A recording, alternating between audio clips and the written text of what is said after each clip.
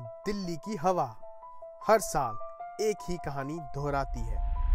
सर्दियां आते ही आसमान काला पड़ने लगता है, धुंध की परतें नीचे उतर आती हैं और लोग मास्क पहनकर भी ये महसूस करते हैं कि सांस लेना धीरे धीरे मुश्किल हो रहा है। लाख कोशिशों के बावजूद दिल्ली की हवा क्यों नहीं सुधरती? क्यों हर साल वही हालात दोहराए जाते हैं और क्यों ये समस्या सिर्फ एक दो कारणों तक सीमित नहीं है? आज की इस वीडियो में हम दिल्ली की हवा की असलियत को परत दर परत खोलेंगे और समझेंगे वो गहरी वजह जो आमतौर पर नजर नहीं आती।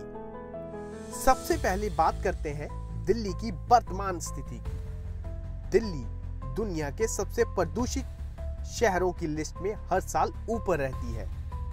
कई इलाकों में सर्दियों के दौरान AQI 400 से 500 नहीं बल्कि 900 से ऊपर तक रिकॉर्ड किया गया है। WHO की रिपोर्ट साफ बताती है दिल्ली की हवा में PM 2.5 स्तर सुरक्षित सीमा से 20 गुना ज्यादा होता है। ये वही जहरीले कण हैं जो फेफड़ों में जाकर सीधा नुकसान करते हैं। इसका मतलब है कि दिल्ली में आप सिर्फ हवा नहीं ले रहे बल्कि धीरे धीरे जहर अंदर ले रहे हैं। अब सवाल उठता है कि ये जहर आता कहां से है? सबसे आसान जवाब जो हर साल सामने आता है, पराली। मीडिया का एक बड़ा हिस्सा पराली को ही दिल्ली की हालत के लिए जिम्मेदार ठहराता है, लेकिन रिसर्च कुछ और कहानी बताती है। पराली का योगदान सिर्फ लगभग 15 से 25% है, वो भी केवल कुछ हफ्तों के लिए। यानी पराली बंद भी हो जाए तो भी दिल्ली की 70 से 75% हवा वैसी ही गंदी रहेगी। ये कारण नहीं, ये सिर्फ एक छोटा हिस्सा है। असल कहानी दिल्ली के भूगोल से शुरू होती है। दिल्ली एक तरह से कटोरे जैसी जगह है, 3 दिशाओं से बंद। एक तरफ अरावली पहाड़ियां, दूसरी ओर यमुना का निचला मैदान और ऊपर एक अदृश्य गर्म हवा की चादर जिसे इन्वर्शन लेयर कहा जाता है।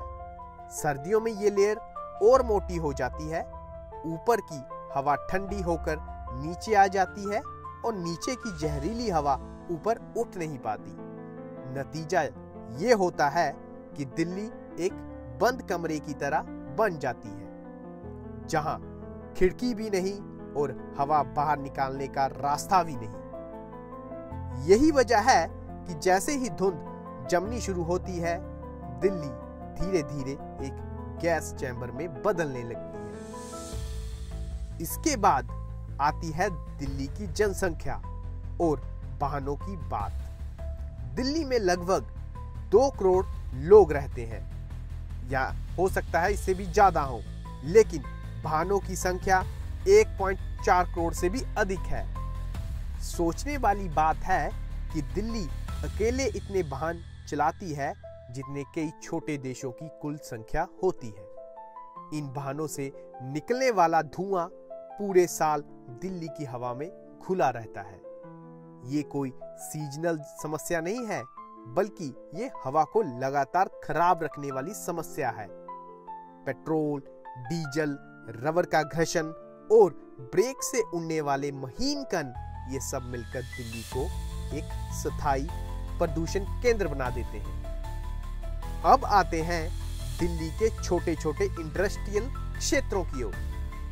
दिल्ली के अलग अलग हिस्सों में बड़ी संख्या में अनधिकृत और अनरेगुलेटेड फैक्ट्रियां चलती हैं। इन फैक्ट्रियों में ना सही चिमनी फिल्टर होते हैं, ना प्रदूषण मानकों का पालन होता है। कई जगहों पर रबर, प्लास्टिक, इलेक्ट्रॉनिक्स और केमिकल जैसे पदार्थ जलाकर काम होता है। ये महीन काला धुआं महीनों तक हवा में बना रहता है।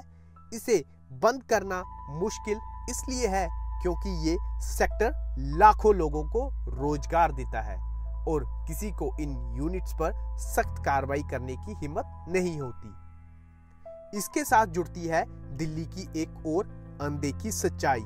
धूल। दिल्ली में धूल ही असली जहर है। सड़कों की टूटी सतह, फुटपाथों का मलबा, घरों और दुकानों की मरम्मत, मेट्रो और फ्लाईओवर का निर्माण, हर दिन इतनी धूल उड़ती है कि WHO के अनुसार दिल्ली की हवा में जो PM 2.5 होता है उसका 30 से 40% हिस्सा सिर्फ धूल से आता है। ये धूल इतनी महीन होती है कि एक बार हवा में मिल जाए तो कई दिनों तक गिरती नहीं। लेकिन अब आता है सबसे चौंकाने वाला पॉइंट, पेड़। आम आदमी सोचता है कि पेड़ हवा साफ करते हैं, फिर दिल्ली में तो इतने पेड़ हैं तो हवा साफ क्यों नहीं होती? सच्चाई ये है कि दिल्ली के ज्यादातर पेड़ों पर साल भर धूल जमी रहती है। पत्तों पर जितनी मोटी धूल होती है, पेड़ की हवा साफ करने की क्षमता 60 से 80% तक कम हो जाती है। यानी पेड़ सिर्फ दिखते हैं लेकिन काम नहीं कर पाते। नतीजा ये होता है कि दिल्ली के पेड़ हवा साफ करने की बजाय खुद धूल के थैले बन जाते हैं। नए पेड़ लगाए भी जाते हैं लेकिन वो पानी की कमी, कंक्रीट की वजह से जड़ें ना फैल पाना और लगातार जमा होती धूल के कारण ज्यादा बढ़ ही नहीं पाते। दिल्ली के आसपास के क्षेत्र भी इसके हालात और बिगाड़ते हैं। दिल्ली से सटे क्षेत्रों में कई बड़े कोयला आधारित थर्मल पावर प्लांट चलते हैं। इनके चिमनी से निकलने वाला धुआं हवा में कई किलोमीटर तक फैलता है। इसके अलावा पंजाब, हरियाणा और यूपी के इंडस्ट्रियल बेल्ट से उठने वाला धुआं भी सर्दियों में हवा ना चलने के कारण दिल्ली पर जमा होने लगता है। हवा रुक जाती है, धुआं ठहर जाता है और दिल्ली का आसमान काला पड़ने लगता है। रात के समय भारी संख्या में दिल्ली से गुजरने वाले ट्रक भी हवा की स्थिति को और खराब कर देते हैं। हर रात लगभग 50,000 से अधिक ट्रक दिल्ली होते हुए निकलते हैं।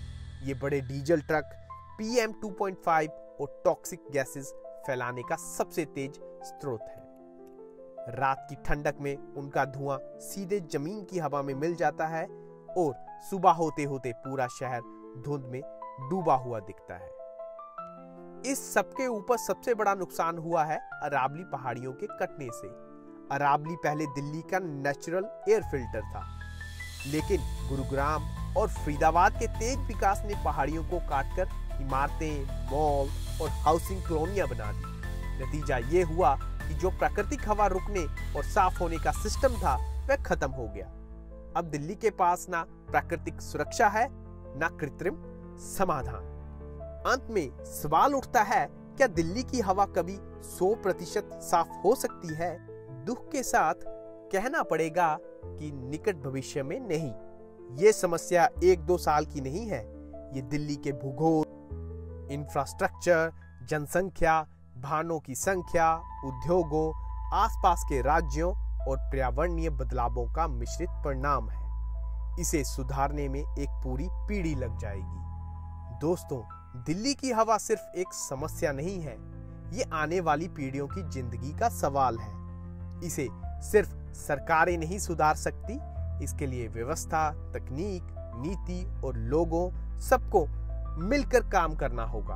उम्मीद है आज की ये डीप रिसर्च वीडियो आपको दिल्ली की हवा की असली कहानी समझाने में मदद करेगी। दोस्तों, अगर आपको ये वीडियो जानकारीपूर्ण लगी हो तो इसे दूसरों के साथ जरूर शेयर करें।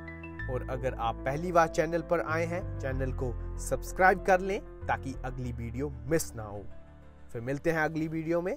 जय हिंद।